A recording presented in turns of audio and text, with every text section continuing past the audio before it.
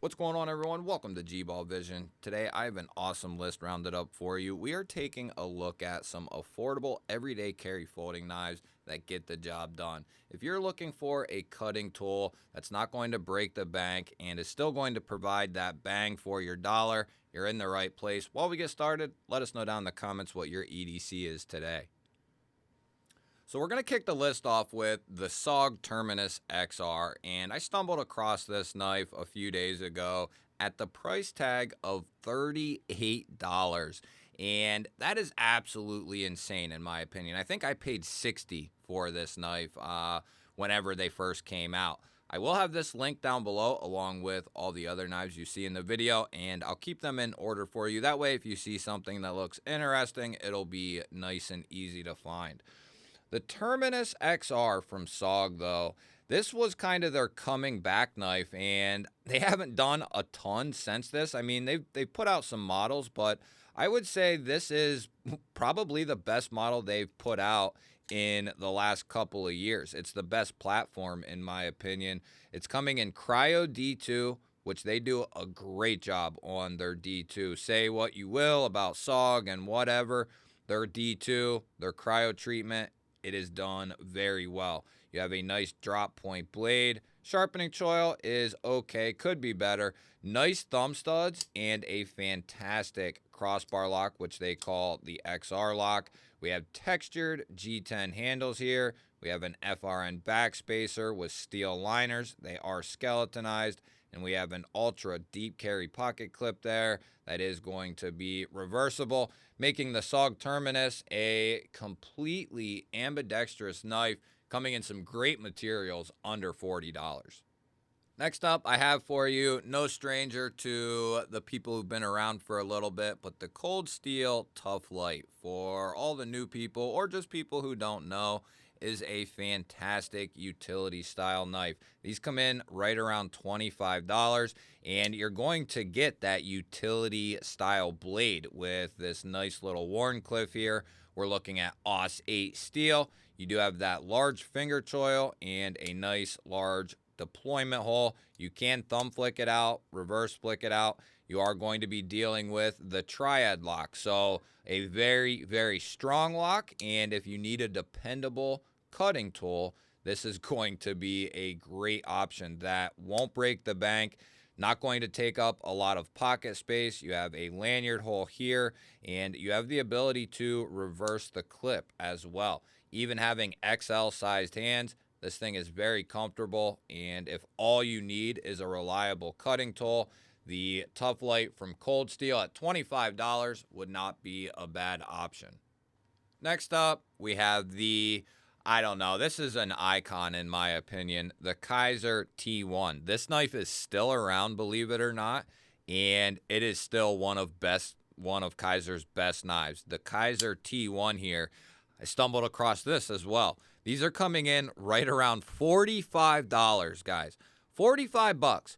If you've never had a T1 or you don't have a T1 and you're looking for a pocket knife, this is no question. If you like this layout, no question, no brainer. Awesome for $45. You're looking at 154 cm steel. You have their PVD coating on that drop point blade. I've beat the hell out of this knife. You have dual thumb studs for the deployment, and you have incredibly good action, just like always from Kaiser. Held true then, just like it does now. Still nice and centered up. Great access to that liner. Closing action is beautiful. The only knock I ever had on this knife, well, two slight knocks. We don't have a reversible clip. We are looking at a very well done clip though. Nice and short and minimal.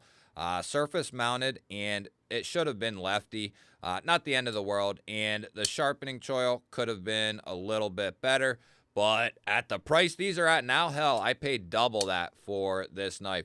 Now is the time that you can get some older knives that are fantastic, and they're going to be at an insanely good price point.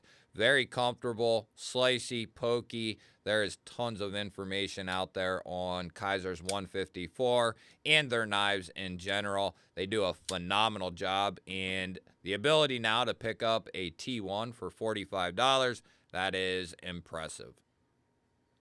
Next up, of course, I was going to bring one of these into the mix. It don't really matter which one, but my preference, out of the Pyrite lights is going to be the large Warncliffe version. Yeah, the second lock, I don't use it. I don't need it, but it's there. Beautiful blade shape for EDC and utility. You have that nice large choil there. You can choke up, get up on that tip if you need. Very ergonomic. We have FRN with texturing done, dual thumb studs, RPM 9 for the blade steel, which is their proprietary steel.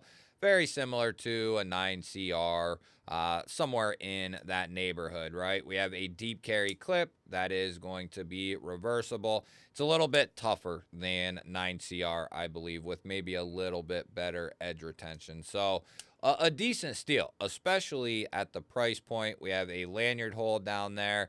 But if you're newer and not aware of the Pyrite series, take a look at those if you're looking for an affordable everyday carry knife. Here's another one of them knives that, if you've been around my channel a while, you've probably seen this one before. It fits in a lot of different categories. But if you want an affordable knife in some great materials and you want something different than what most people are going to have, the Revo Ness here, these come in around $44. We have a 14C Nessmuck style blade with a beautiful dark tumbled finish. We are looking at a flipper tab for deployment here, but there's enough blade that you can easily reverse and thumb flick this thing out. Good access to the liner with some jimping. The detent is nice for all those forms of deployment.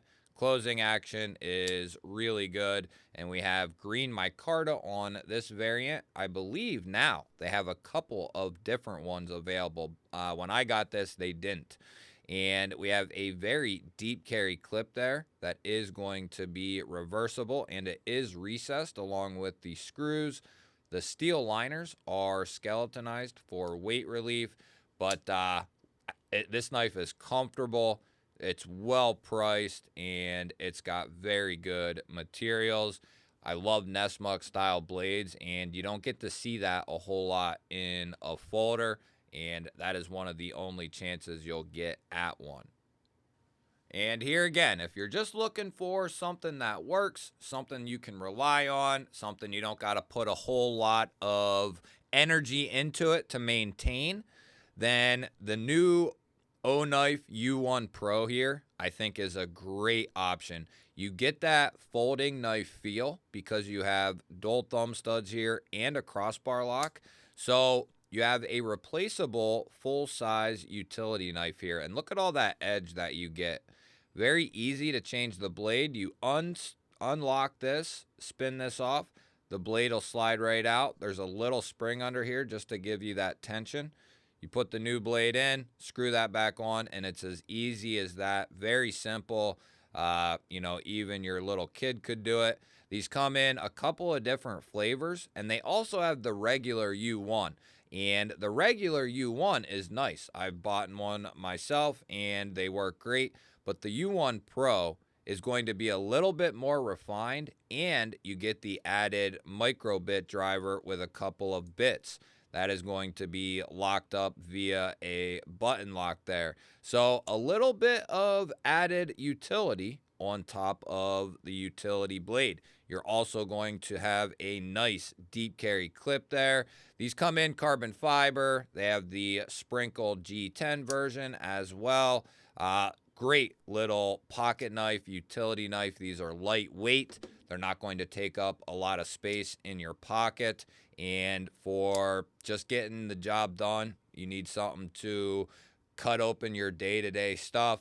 I think this would be a great option with a little bit of added utility there in the bit driver to maintain some of your other tools or gear. At $35, I think it's a no-brainer, a knife that you could keep with you and should keep with you if nothing else.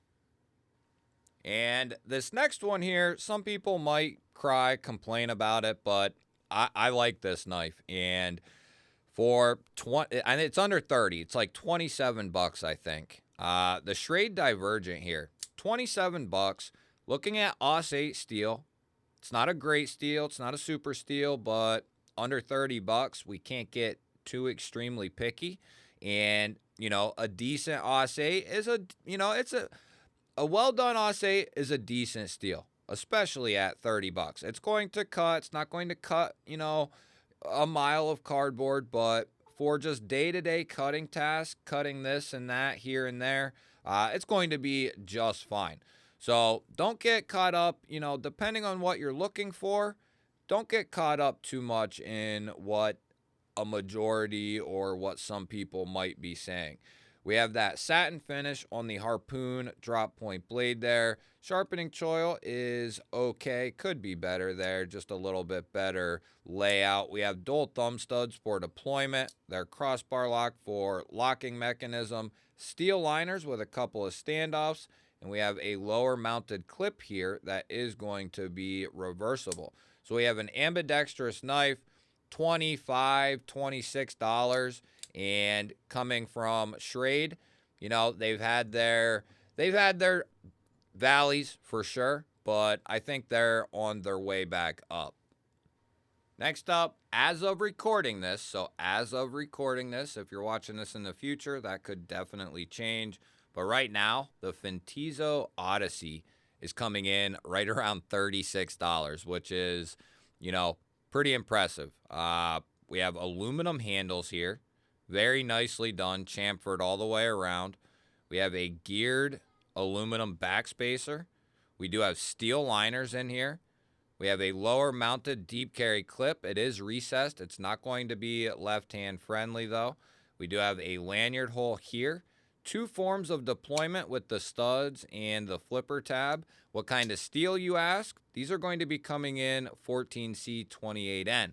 They have a dark gray blast finish to them. Drop point blade, nice little top swedge that comes from a flat there. Good looking knife, and at $36 right now for different variants. I think some are on sale and some aren't, but the Fintizo Odyssey here, really impressive knife at $36. And I think this is the most expensive knife on the list, and that's saying something actually, but there's a lot of good deals going on right now. This is the Kaiser Riverbank, and these come in like right around $50. And this is a newer model for them. We're looking at this beautiful layered micarta here. Nice little butterscotch look to it. Open construction with a couple of standoffs. We do have steel liners under there. We have a deep carry clip, surface mounted with recessed screws, and it is going to be reversible. And we do have a lanyard hole there for the lanyard fans. And this thing has some of the snappiest flipper action. It's so good. A couple people have picked these up and told me they absolutely love them. And this thing is snappy, very comfortable. It's a good size. It's well balanced. It's not too big, not too small, not too pricey. They're going to be coming in Nitro V. It's got Kaiser's tumble blasted finish, or tumble washed finish, I should say. And it holds up really well. Looks good under use. We have great access there to the liner. My only knock on this knife is they didn't chamfer the liner there, but that is really a small nitpick with how well-rounded this knife is here. Love the drop point blade and fairly neutral handle here. Nitro V is a good steel, and top that off with some micarta and really addictive action. The Kaiser Riverbank here at $50. Absolutely love it. And next up, we have the CJRB Acacia. I feel like this knife does not and did not get enough attention. These come in like $30, somewhere in that ballpark, which is insane. We're looking at CJRB and their RPM 9 steel. We have this nice oversized choil area here with this drop point blade. Got a nice stone wash finish. Large cutout for deployment, and their crossbar locks are really, really good. We have textured FRN, and it's got a nice pattern in there, like a window almost. We have a deep carry clip here, surface mounted, and it is going to be reversible. It's actually not totally surface mounted. It is partially recessed in there. So that is a nice touch, and they do include the option for lefty carry. And just look at that spring. That's a nice spring. Nice and strong. Exactly what we want to see. Action, really, really good out of this knife. You guys will have to let me know, what was your favorite knife from today's video? I love hearing from you guys, your thoughts and opinions on these knives and these companies. Don't forget to hit the thumbs up button. That helps push the video out there to more people. And if you're new to my channel here and you enjoy this type of content, you're in the right place. Make sure you subscribe, because I release daily videos just like this. I will put up a couple of new videos on your screen. YouTube is recommending you go check out right now. Have yourself an awesome day. Thank you all again for watching. I will catch you on the next one.